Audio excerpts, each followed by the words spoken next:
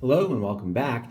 I was thinking yesterday about why is it that God's presence in the world doesn't seem more evident or more self-evident.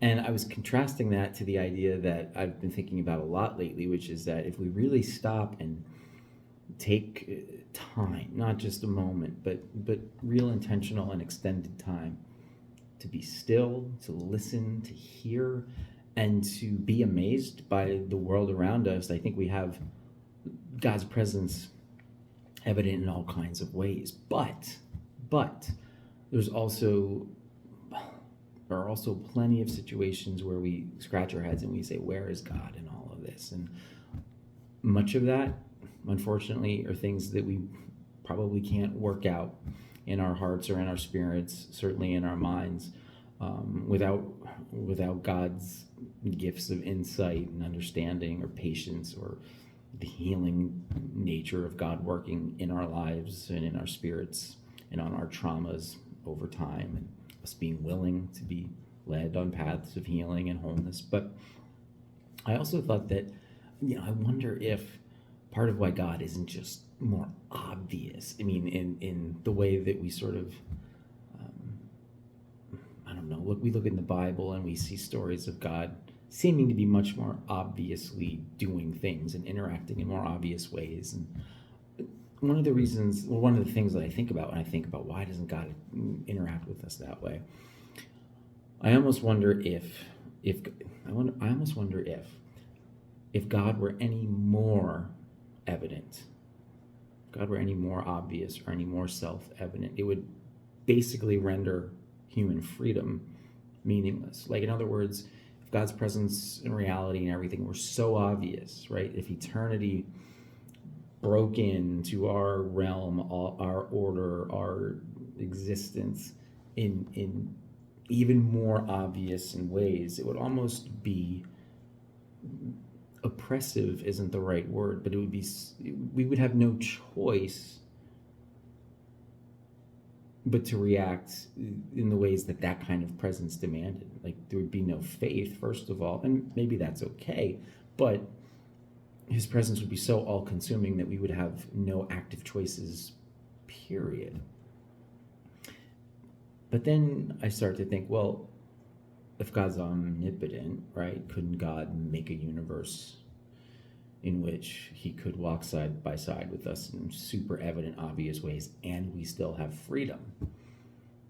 And I guess there's two answers to that. You might say, well, ancient wisdom teaches that God did do that, and human beings reacted poorly.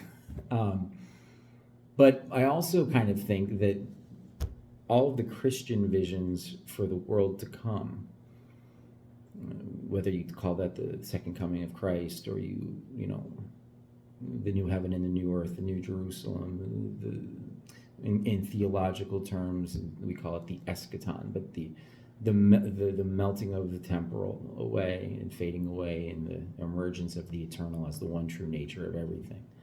I mean, that's a world in which, or a universe in which, God can be manifestly evident in presence and we still have freedom. That is actually the world God calls us to build. And we think of it so often in terms of afterlife or end of times, or in some place that exists beyond or outside of time. But really, God, in calling us to build the kingdom of God in the way of Jesus, when Jesus says, the kingdom of God is among you, within you, the kingdom of God is here, God's actually calling us, asking us, allowing us, he's wanting us to build that kind of reality with God. I mean, I'm sure he could just make it happen, but yet he wants us to journey with him on building that kind of reality. There's something about us being on the journey that is important and essential to being human and to being who we are and who God has made us to be. He creates us as creatures who are on a journey and for whom a journey is essential.